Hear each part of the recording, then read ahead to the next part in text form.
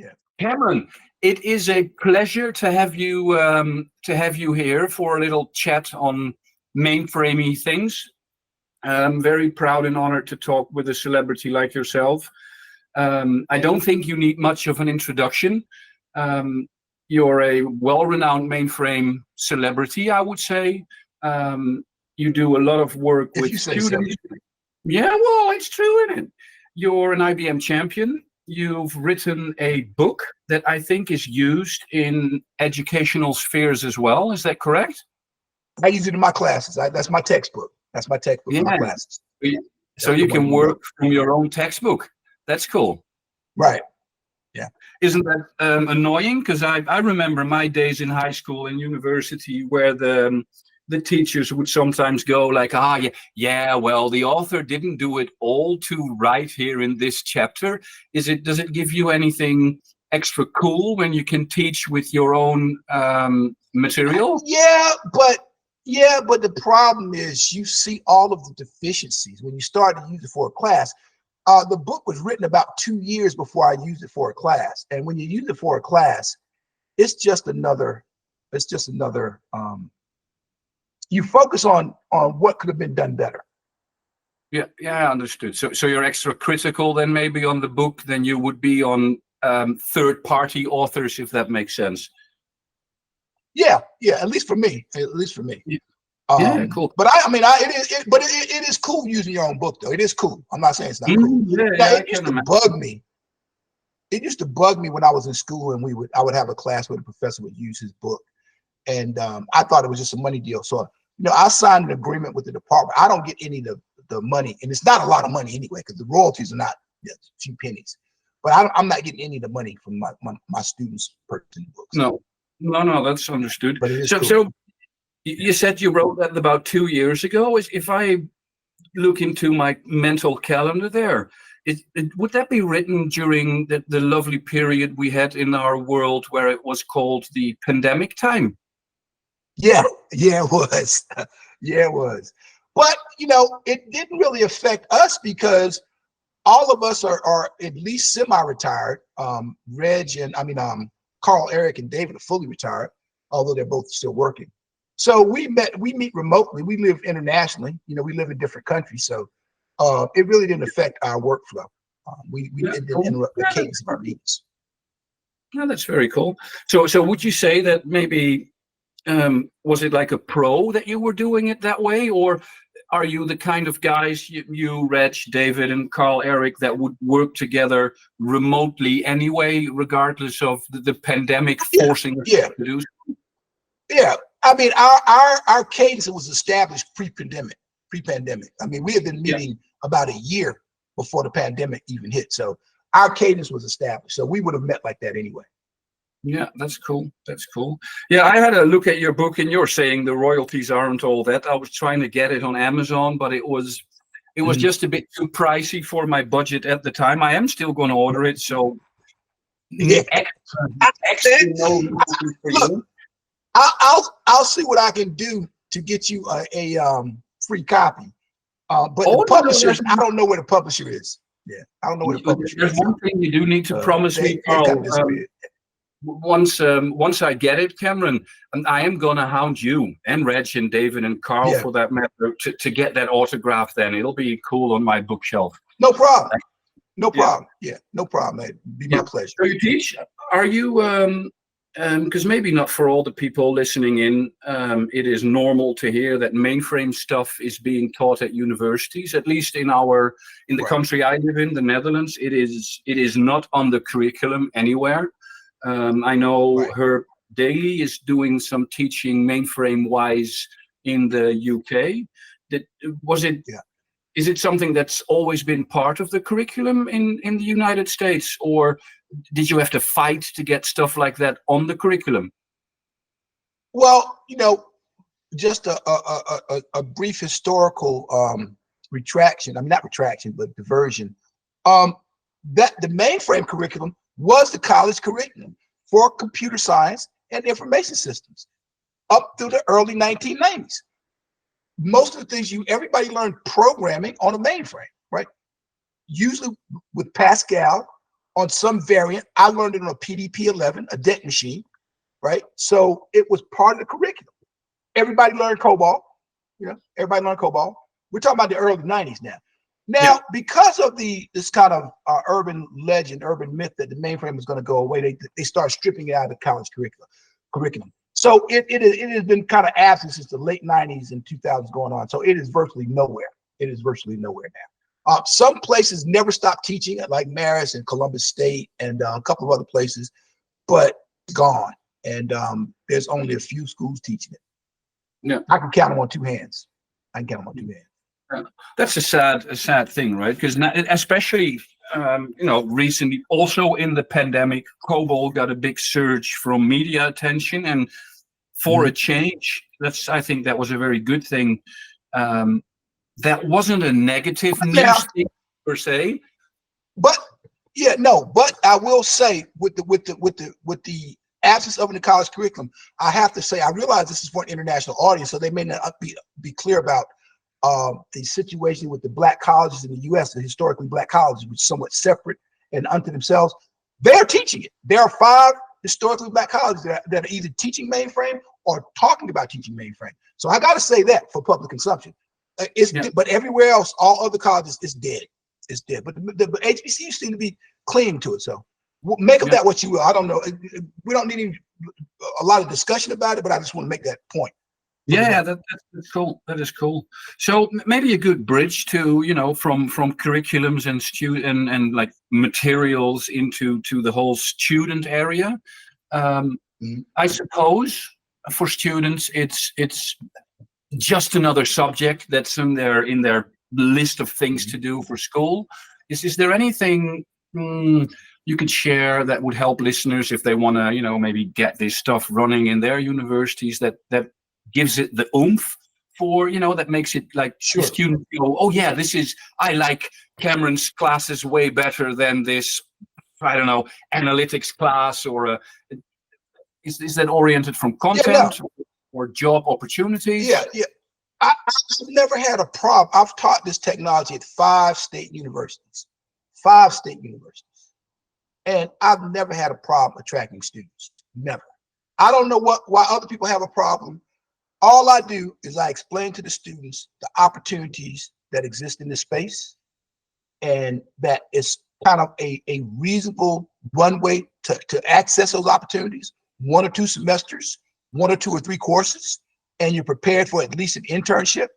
And I explain to them what the technology is and what it does and how important it is. That's it. And they raise their hands, they sign me up for that. But the problem is getting that to students. See, I can't just send an email to somebody's students. That's not done. I'm a professor in one university. It's inappropriate for me to send unsolicited emails to somebody else's students. So you can't do that. You got to go through students. The problem is making the students aware of this. That's the problem. So, but once they're aware, it's not a problem. Not a problem. Well, that's good. We have to make sure that gets plugged again during our talk here, Cameron. But I think major news, if you're a student and you're looking into learning some stuff about the mainframe and enterprise IT, go and Google Cameron, right? That would be the way to go. Get them started. This will fit into any departments. They're hesitant because they say, well, we don't have the in-house expertise. You don't need the in-house expertise.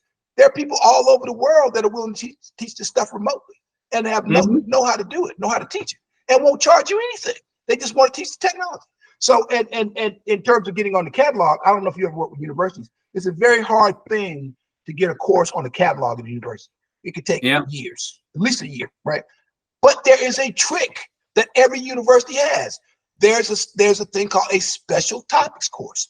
Every computer science or IS department or technology department has a special topics course.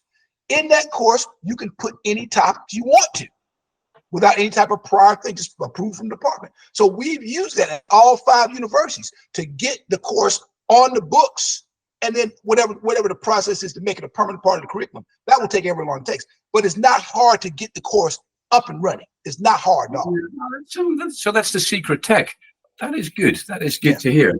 Yeah. Let's see where we go with this. So you said something that triggered me, but it kind of evaporated from my brain again. I know the feeling. I know the feeling.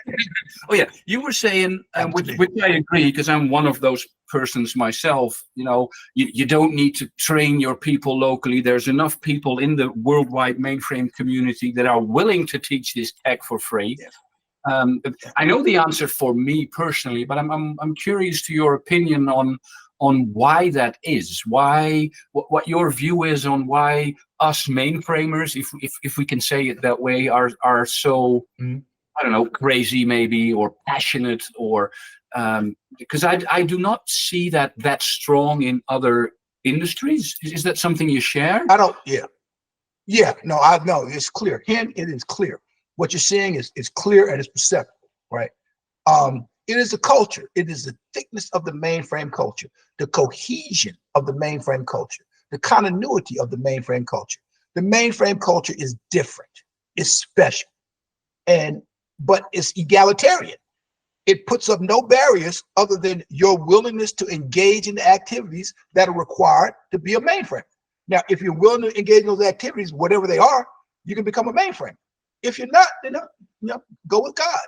But it's a special group of people. We are the way we are, and there's a lot of reasons. One of the things is just the whole philosophy and design behind the technology. You've got to understand, and you understand this, and most mainframers understand this, but this is the public that may not be mainframers. Mainframe is as much about philosophy and culture as it is about technology, right? You can't understand the technology unless you understand the culture and the thinking about it. You know, mainframers like us, we look at all this retrofitting of things like security, and we're like, we don't think that way. To us, computation has to be inherently secure. Because why? Because we do computation to do business, to count money, to keep up with transactions. That's why we do computation. Now, that's not the only reason to do computation, right? But that's why we do it. We do it to keep track of stuff. So it's got to be done right the first time. It's got to be reliable. It's got to work. It can't break. It can't break. And that thinking permeates everything we do. And we work with other technologies. We carry that philosophy with us. So that's what being a mainframer means. And people need to understand it. And see, once young people get that, we've got a boot camp now with about 20 young people. The ages from early 20s to mid 30s, right? Maybe early 40s. 20 of them. They're sold. They're sold. We've been grinding them for 12 weeks. This is the 11th week. This is the end of the 11th week. We've been grinding them to a pulp. But because we started out explaining the philosophy and what is at the end of the rainbow for this thing, they bought in 100%. And they are now mainframers, right? They get it. So it's just a magical space. It's a magical space. Yeah, I agree. So there's kind of eye-opening to would you say you had this program you're in now, this boot camp with these, I like when you say young people and you go, oh, young people, early 20s to 40s, right? Which is funny in a way, right? Young people in other industries, you're talking 18, 19, 20-ish year olds. Right. I see not the decline, but I see the average age of our special community, the mainframers worldwide, still aging a bit. I do see more youngsters coming in. We need more though. We need a lot more. Oh yeah, we do. We really do. And this is maybe, at least from my end of this conversation, for people listening out, the shout out that, if you're geeky for IT things and you'd like something cool, there is plenty of opportunity in this lovely community that we call the mainframers worldwide. Now, all of us are not all about, it's not all about work. It's all about having, you need a good balance, right? We were discussing this earlier. You need to, your other podcast. I love the people. On changelog, for the people wanting to hear more about Cameron. He's got a couple of other podcasts out there as well. Your last one really resonated with me. The title was "Retirement is for Suckers," right? We were discussing, love the slogan, but on the other hand, working 80 hours a day might be for suckers too. So it's all about that balance. Absolutely. You got to be happy. Because I didn't understand when early in my life, I mean, this is about technology. It's not about my personal story. But earlier in life, I didn't understand things like family, things like that. Even though I came from a loving family, I didn't understand that till I got later, and I had some health issues where I had to move in with my sister, with whom I'm very close. But I see it now. I mean, I see it clearly. I have such a great life because of these people, and I've got a lot. I've had much more money than I have right now. I've had much more money, but I've never been happier. I've never been happier. So it's about the balance. It's about the balance. Yeah, it's about the balance. And I think that's true for, I mean, that's not just the mainframe sphere, right? I think that's solid advice for anything you're doing work-wise. When I was browsing through your LinkedIn profile, something really caught my eye. And that is when I looked at your experience list. The first entry there is something where you're, I don't know if we're allowed to name names here, but I can name your title. I say manager for strategic systems at some airporty thing. And then it's all education. And I'm just curious if that was a well thought out, like a plan, like you had this epiphany of going, no, I need to be in education, or did you get roped into it? Was it a gradual switch? You know what I mean? I can tell you exactly how it happened. I was in this industry for 21 years in a variety of roles. So the last couple, I was a manager, senior manager. And I went to a college, happened to be a black college, but it could have been any college. And I met a young woman that was graduating the next day. And I shared this story at other places. I know people think I'm not being redundant, but I don't think I've told you this. And she asked me, she was graduating from college with a college degree the next day in computer information systems. And she asked me, is this degree going to help me get a job? That was her question to me, right? And I said to myself, what kind of a question is that? Why are you asking that? I'm saying to myself, I said to her, why the heck are you asking that question? You should have at least 2 or 3 jobs. I was in the Raleigh-Durham area, the research tech area, with a bunch of tech companies. I'm like, why are you asking this question? So that made up my mind. I said, well, because at my school, Georgia State, we never asked that question. The only question we asked was where we're going to start working and how much we're going to make. That's the question we asked. So I said, no, something's going on here. So I made up my mind to be a teacher. I had never thought about it before that time, right? Well, I had given some thought, but I had decided against it, completely against it. Why? Because teachers didn't make enough money. You didn't make money. I would have to take a dramatic pay cut to be a full professor at a university. Yeah. So no, I wasn't going to teach. And I decided to complete my dissertation, right? So I met this woman. The reason I was at the school, I was visiting a colleague up there. And once I met that young lady, that was it. So this is what I'm going to do. And haven't looked back. That was in 2004, not looked back since. And don't plan on looking back. Don't plan on looking back. Oh, cool. So your passion's 2 ways then. One, there's a big passion for the culture, the people, the community, and the technology of all things mainframe. But then you've got a big passion for helping the new generation of people find their place, and of course, preferably in the mainframe sphere, right? But maybe they end up elsewhere, which is cool too. I remember us sitting poolside a couple of months ago at a very warm and lovely place somewhere in Orlando. Yes, it was. It was nice. It was really nice. It was at Share New Orleans, Share Orlando, to be honest. Yep. The weather was good. There were no queues. There was no traffic beeping at us. It was really, really nice. And we were discussing, that I keep referring to this as the movement. I see a lot of movement happening from various, origins, various directions, but all with this common, I would almost call it a common vision, or maybe it's nearly a religion, right? Of this mainframe ecosystem, of how we are always somewhat negatively portrayed in media, in outlets, in news, but also in the enterprises and a lot of people working in those enterprises. Is that stuff that you would address during your teaching as well, or in all your other, I would call it extracurricular? Yeah. in that list of companies that have some type of tacit annoyance, let's be gentle, annoyance with the mainframe, let's include the creator of the technology itself, IBM. To me, they seem like they're afraid of, they're ashamed of it. They wish it was, it's like a necessary evil that makes us a whole lot of money. But I'll tell you, repeat your question again. I wanted to get that in before I ask you a question. I'm trying to remember what you asked me.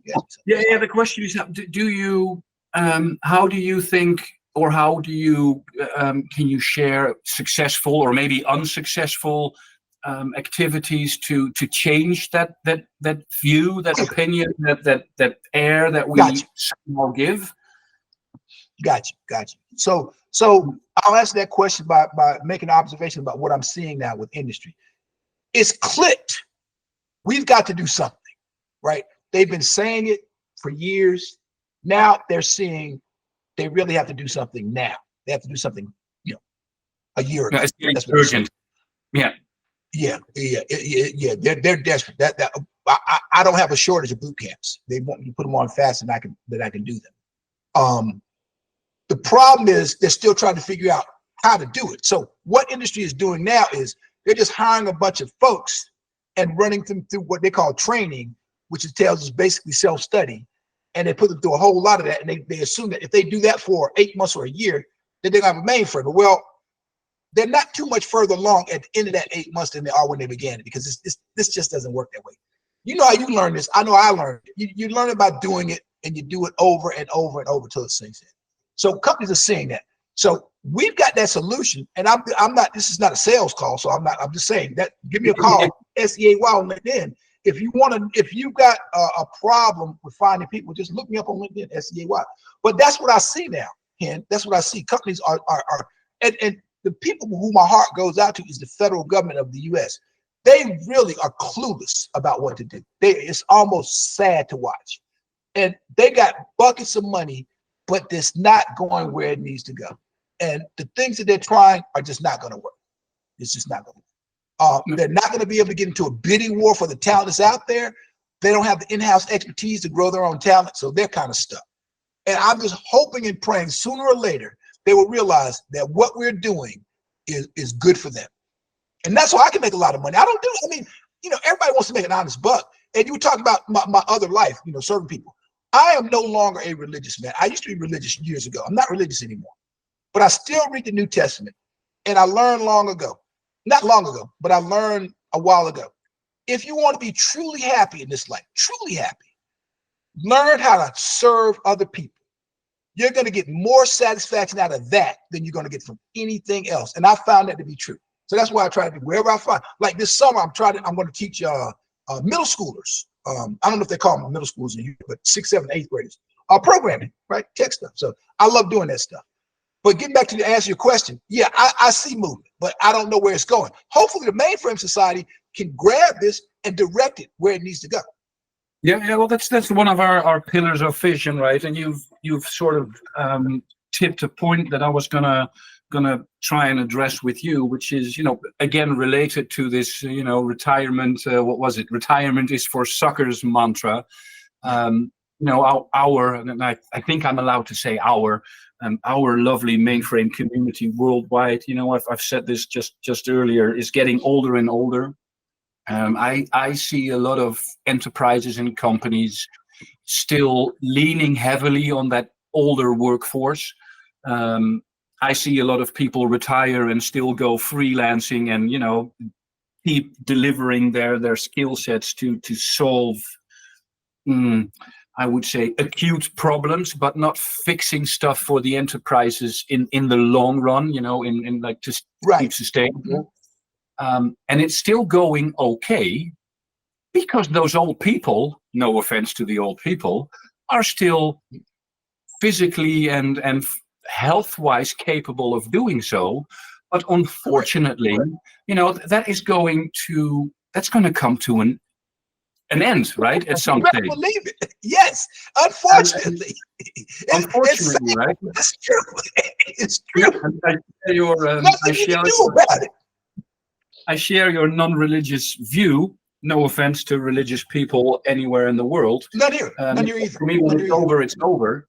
And the thing, and it's things we are trying to address within the mainframe society ecosystem that we're trying to build as well. But my heart just starts to bleed for all those people who've pulled their weight for all those many years and have done all these awesome things across the years. Maybe just kept their systems up and running, but you started out with something very important, right? That a culture and the whole way the community works is, in my opinion, not something you can learn from a textbook. And like maybe we're getting very anthroposophic here or something, but you need to learn from your elders, right? Because if you go back in thousands of years back, the elders in the tribe would make the youngsters ready for the hunt or all those things. And you can't, I don't think you can capture that in static information, in books, in self-study and online studies. So you need to, I think we need to expose the youngsters more to the elders and the other way around, and also make sure that everything that we can it's nearly some Borg thing, right? But we need to assimilate all that stuff so that it's consumable. I hope recordings and airings out of talks like this will help to make people realize that there's more than just, it's such an awesome platform with high reliability and disaster recovery. But that's all, like you said, cool and dandy. But there's the culture, the vision, the feeling, the things that make us different. And then it's the technology itself. The fun. I enjoy COBOL as much as I've enjoyed it when I first started writing. I can't say that. I get tired of Java. I get tired of PHP. I never get tired of COBOL. I never get tired of it. Every time I think I got it, there's another little nuance or wrinkle that I have to do. And we're talking about a 60-year-old language, but it's okay. Mm-hmm. More than that, over 60-year-old language.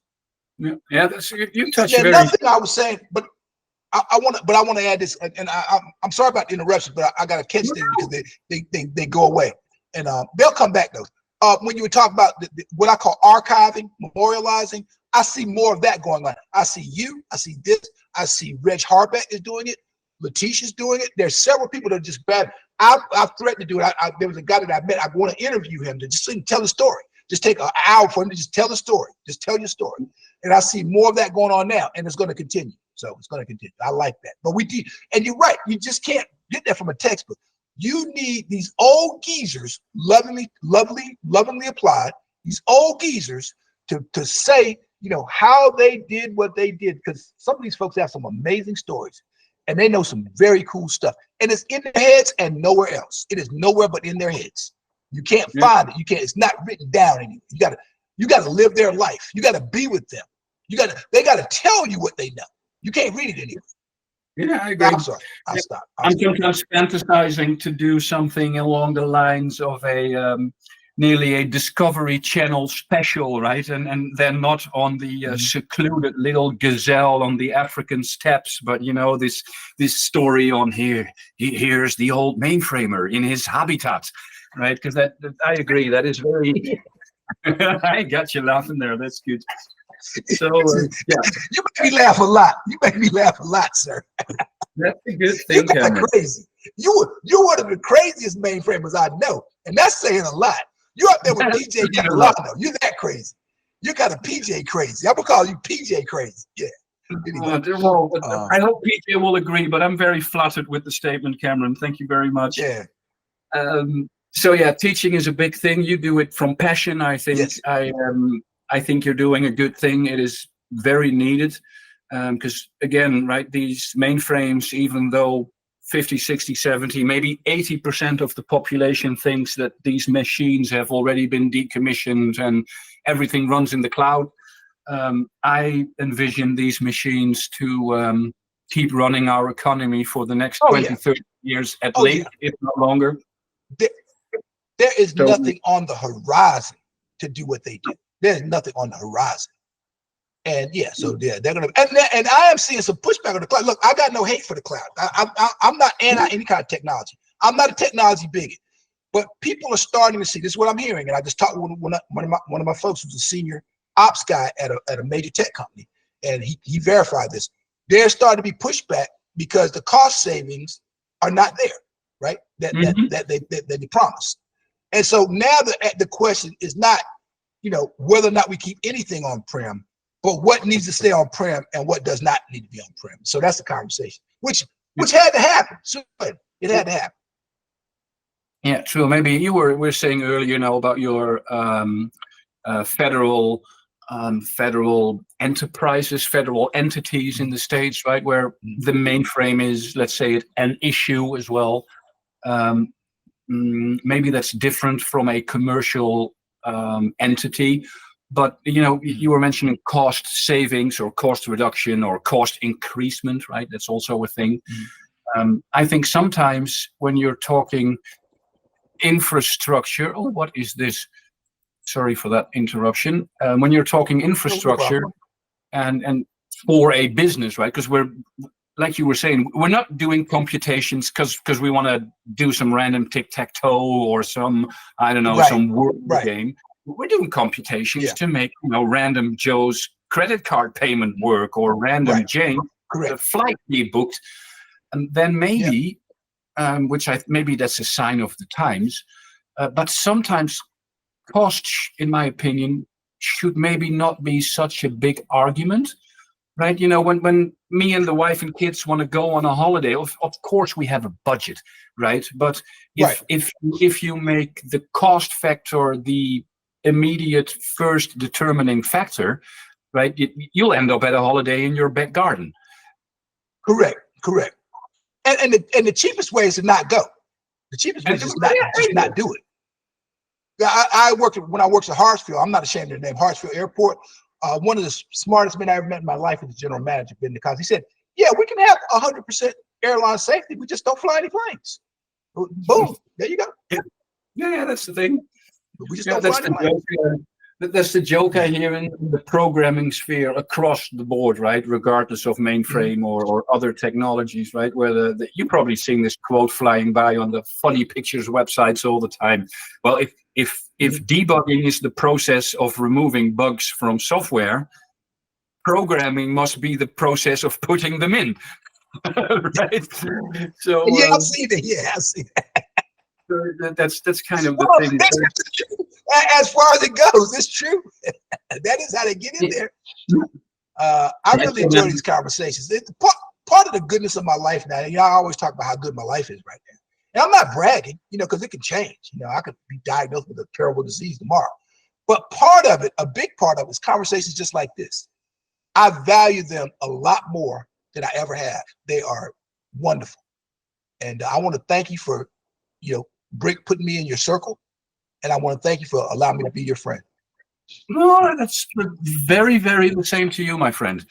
Like I said, I was just proud and happy to be able to, start this conversation with a record button on, which is, if IT and the internet and all the happy cloud stuff goes the way it pretends to be going, people in the year 21, 23 will be able to listen to our ramblings here. And I hope so. I hope so. Both you and me will not be here to contest the fact anymore. So yeah, I think it's an extra step in, like you say, archiving the things. So that that's pretty good. Is there any other subject you'd like to cover, Cameron? No. I mean, we've covered the gamut of things I'm interested in. But I would just like to say, for the record, because this is for posterity, if I'm remembered for anything, I would like to be remembered as a guy who showed everybody how to teach this stuff, because I don't think people have thought enough about how to teach this particular technology. There is a method to it, and I'm not the best at it. I'll tell you who's better than I am. My colleague Jeffrey Decker, he's better at it than I am. But it over time, he's been doing it for 24 years. I've been doing it for 20. Over time, you learn what works and what doesn't. And most of the things I see people doing when it comes to mainframe training is just a waste of time and money. It's not going to stick. and they're going to have to do it to learn it. So if I can be, remembered as the guy who kind of showed people how to do this stuff with a process that works, I'm a happy man. I'm a happy man. It's very good. That's very nice. Yeah. I always, because I tend to dabble with some educational stuff every now and then, especially, I would say within the walls of my current employer. I've always said from day one, when I did my first training on mainframe material as well, and you kind of struck a snare with me there. I so love doing it, but like you said, right, there's a different financial reimbursement in the educational system than in the commercial environment. And I don't want to sound very wrong here, but money makes me happy too, right? Don't get me wrong. But you got a family, man. You got a family. You got to take care of your wife and kids and your own future as well. I always feel that I always call it emotional learning, where just raw and dry stuff is nice and good. And of course, remember your primary and your secondary schools and maybe high school and university. Yeah, you had to learn facts, because that's something we all need to do. But once you get into the why and into the result it gets, that's so much. I think it sticks more, at least for me personally, right? I've learned more. I had a very lucky start in my mainframe career. I was in my very early 20s, but I had 40-ish year old people, I thought back then, right? And I'm 47 now, so I'm technically very old. Teach me the ropes, but they didn't teach me the ropes by going, here, Henry, here's a book, here's a thing. No, they just basically, put me some life-saving, swimsuit things on and just threw me into the Yes, sir. Yes, sir. I get it. And the things that made me nearly drown are the things that give you the most imprint on remembering, and not just the what, but I think you said it right. Also the why. Yeah. Well, let's look at that. Let's look at that process now. That works. But it doesn't work for everybody. It worked for you because of who you are, right? It's not going to work for somebody else, right? I don't know who's going to work for who's not. So the activity brought that occurrence brought you to engage in the activity that led to your expertise in fame. What I do is take that process, that sense of immersion, and see how to expand it and how to soften it for different personality types. The activity, what they have to do is exactly the same. But instead of throwing them in the water, in the deep end of the water, I look and see, okay, how else can I get you to do the same thing? Because you have to do that. And then, see, that's I didn't make this up. All of this is in a book somewhere, Henry. I learned this in graduate school. Everything I do teaching. Now, I've modified it because every situation is different. But I learned how to do this. The mistake we make in America, and probably Europe too, is that we assess individuals. We want to see whether or not an individual is smart or not smart, an individual. So how smart is Henry? So we're going to give Henry some assessment to see how smart Henry is, right? Okay, we can do that. The problem with that is that intelligence itself is a very ephemeral thing. So what I do is say, okay, instead of trying to determine how smart is Hen, let me see, what did I need him to do? I need him to do X, Y, Z. So let me see, take him as an individual. The activity is crossing the street. It doesn't matter if it's Henry, Cam, Reg Hardback, it doesn't matter. They got to cross the street. What do we need to do to get Reg Hardback to, that's no more complicated than that. And you got to do different things with different people, but they got to cross the same street.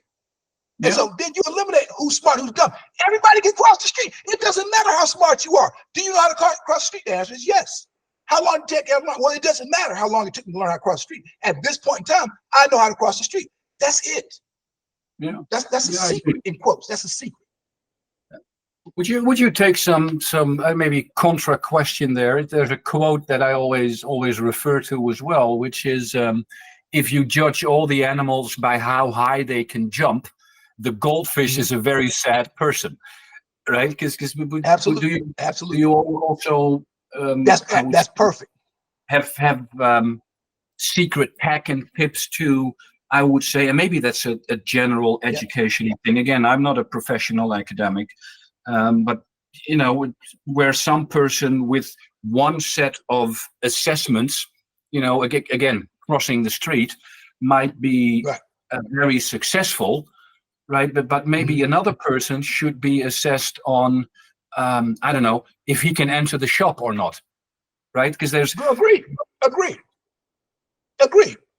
And see, that's the thing. And see, when you make a baseline pre-assumption of the limitations or false expectations of anybody, you force them.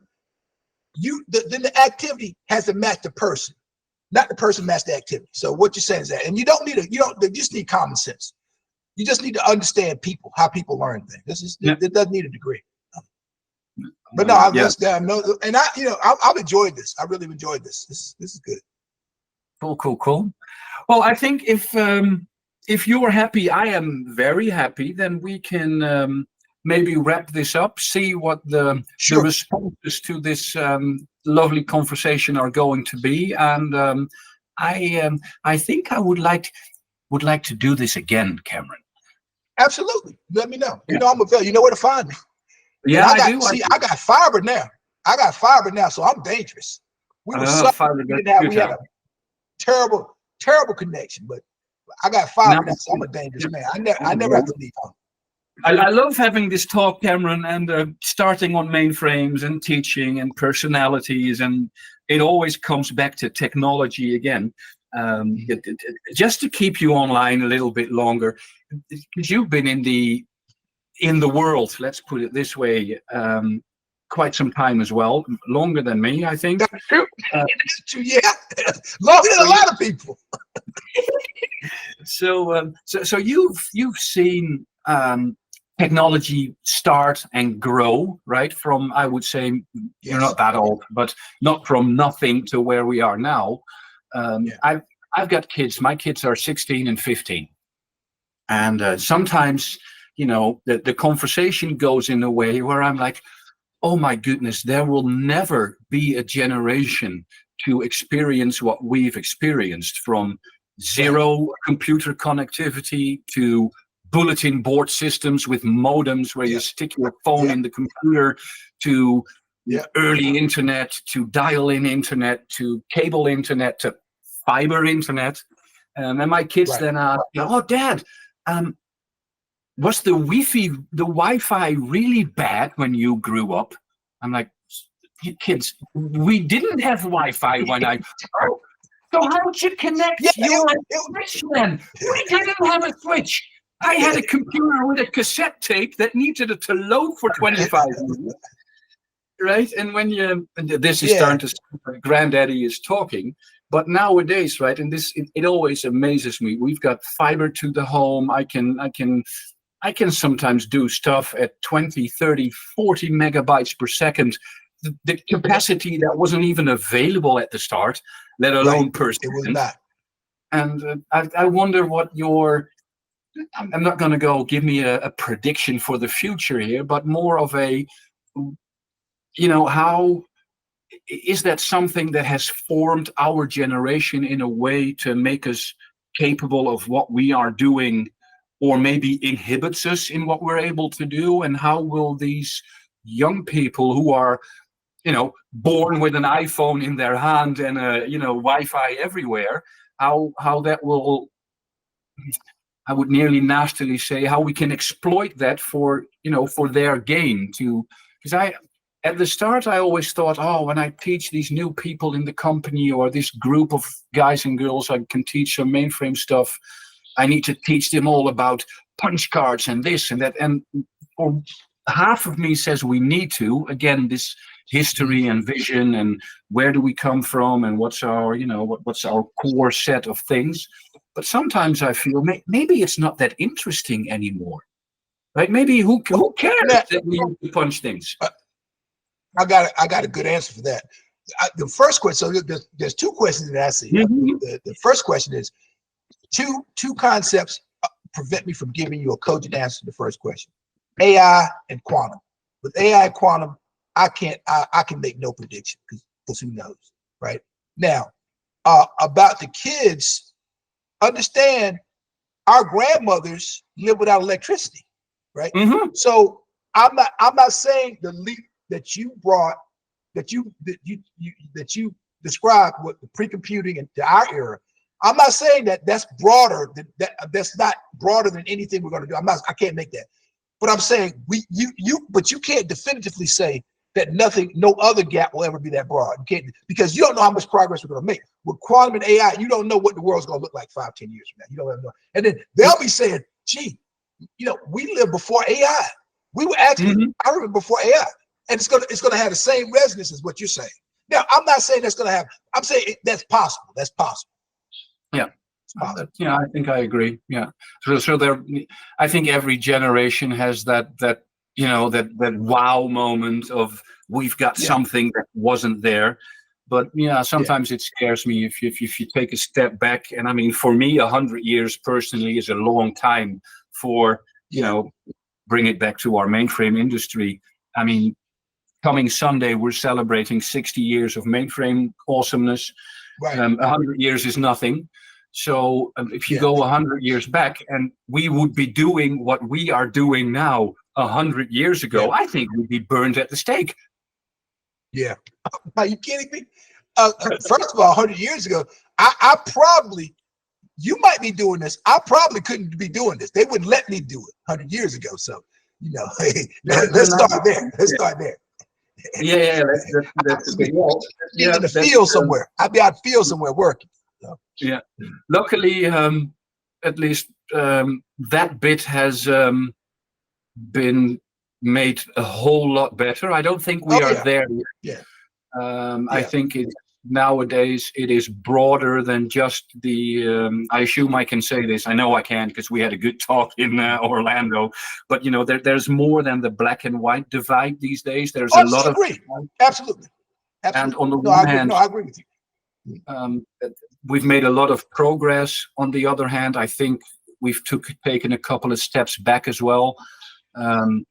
People are really, and maybe the pandemic was an influence on that or not, I don't know. But on the one hand, I see us as a global community, and I'm not talking mainframe, just as a global world community getting hand in hand more. On the other hand, I'm thinking, holy shit, it's really terrible. So no, I'll tell you, I'm something of a student of history. And I'm not seeing anything these days other than technology. We haven't had AI, we haven't had quantum, but other than that, I'm not seeing anything that hadn't been replicated, dozens of times in the past. These are perilous times, but they're always, pick your point in history. That is a perilous time. That's a perilous time. The world's a mess. Pick any point. So what I would do, I'm not saying that I'm going to call it pessimism. I'm going to call it pessimism. Maybe just be cynicism. I'm going to call it pessimism. The cause for it may be a remedy for it. Maybe I've been teaching young people for the last 20-something years. However you define young people. I've been teaching the next generation for the last 20 years. There is nothing I've seen in any of them, the students I've had, that doesn't give me a comfortable feeling about the future. Now, part of my responsibility is to let them know what they need, not only in terms of knowledge, but in terms of character, what they need to know, knowledge and character, to have a good life and to make a better world. That's my responsibility. Now, I'm not going to do it by myself, but that's my task. And, don't blame, I was at a college one time that used to excoriate the students for how dumb they were. This faculty, I'm sitting in faculty, they're making jokes about how dumb the students are. Who lets them in? You say, why did you let them in? Because you want their money. That's why. And how dare you sit here and make fun of these people? If they don't have the requirements to come to this university, don't admit them. Don't admit them. And I say the same thing about the young people. Don't bitch about the young people unless you're trying to make them what they need to be. And you got 2 kids, you got a 15-year-old, 14-year-old. So your job is to equip them to live in this world. I got 3 nephews. My sister, I don't have any children of my own. My sister got 3 nephews. All of them are degreed engineers. I would bet the ranch on any of those folks. I would bet the ranch on almost all of my former students. Probably 90% of them. There are a couple in there. I'm not gonna bet the ranch on that guy or girl, but 90% of them I would bet the ranch on. And we're talking about hundreds of people, hundreds of people. So no, I can't be. If the future is not better than the present, we only have ourselves to blame, because we know the things we tell these young people to do to make the world a better place. We know what to tell them. And in my business, students will basically do what you teach them how to do. That's been my experience. For the most part, when you teach a student how to do something, that is what they'll be able to do. So I'm optimistic. And what does my optimism cost me? It doesn't cost me anything. It makes me feel good. If it's a drug, it's the cheapest drug you can buy. Cheapest drug you can buy. So I don't care. I'm happy. I'm happy. So I'm optimistic about the future. Yeah. Say again. And I it's a dangerous drug that you're selling here, Cameron, because it is very addictive. Well, I hope so. I hope so. Yeah. And I hope you caught someone, because you got kids to raise, man. You can't give them a dim view of this world. You can't. I'll tell you what changed me. I'll tell you what changed. I was probably the most cynical, pessimistic, well-educated black man you would want to meet in your entire life. Just cynical and pessimistic. And students, the white people were responsible for everything. White people are garbage. And then students come to my class, 18, 19, 20 years, asking me to help them make decisions about their life now. And I'm saying to myself, what the heck they're asking me for? I don't know any more than they do. They had nobody else to ask. So I said, son, you better start taking this thing seriously, because these people need you to know something. You better give them some good information. So I started giving them the best information I know. And that's how I became, who I am. Just by, I didn't want to do it. They forced me into it, because they kept asking me, well, should I take this job, take that? Should I take that job? Should I get married this year or next year? And I'm like, I don't know. But they didn't want, that wasn't a good answer for them. They wanted me to give them something substantive. And that's fine. And I got students today that demand I talk with them at least once a week. Their choice, not mine. They demand. If I don't call, they say, Dr. Seay, it's Friday. What's the problem? So, yeah, young people. Those are young people I've met. The young people I've met. Yeah, I agree. Yeah, so I'd say I'm going to summarize your secret tag here, Cameron, which I hope will catch on. Should maybe be it should maybe be a regular part of all educational curriculums. But what I take away here, and I hope listeners take away, is being happy is the most important thing. Being of service to the people around you, and the future that you will not be a part of is yes. And I agree with this, right? It's not just important, or, oh, if you're not doing it, you're a bad person. I don't mean it that way, but we are, if you plant the tree, you will never see it grow old, which is a good thing. But at least, you can pass the watering can to the other dude to keep making that baby grow. Yeah. Well, it may not even be a good thing. It may not be a good thing. It's the way it is. You're not going to live in that tree. So that's the fact. It doesn't matter how you feel about it. It doesn't matter. But you should still plant the tree, because somebody after you is going to get shade from that tree. So, and see, here's the thing that people are missing. Your life is going to benefit. I can't tell you how. I can't tell you when. Your life is going to benefit from the mere gesture of you planting that tree. That's just the way the universe works. And that's got nothing to do with religion. That got nothing to do with what you believe. That's just the way the universe works. If you plant that tree, that positive action is going to manifest somewhere in your life to some degree. Yeah. That's just the way it works. I'm sorry. No, you don't need to be sorry for that. I'd sneakily say you might have some religion left in you then, Cameron. And me too, don't get me wrong. Yeah.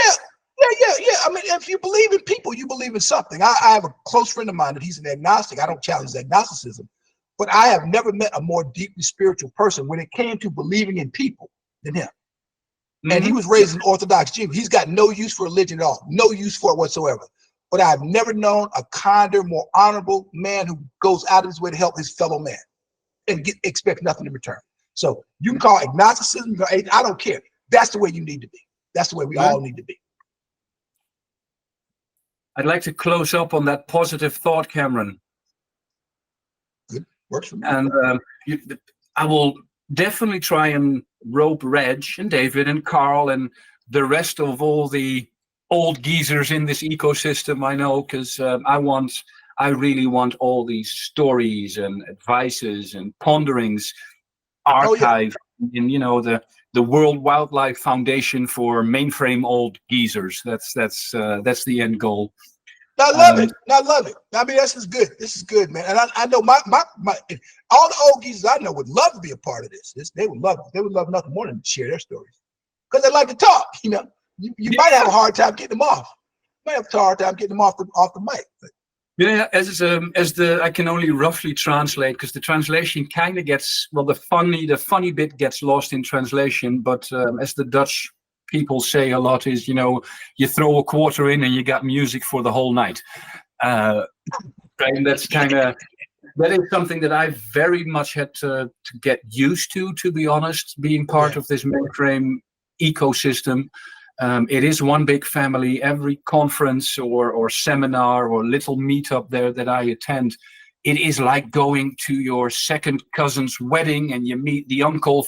And it doesn't always, like today, go about tech, but I think all these thoughts and feelings seep back into how we operate our technology, how we do stuff. So let's all do more of that.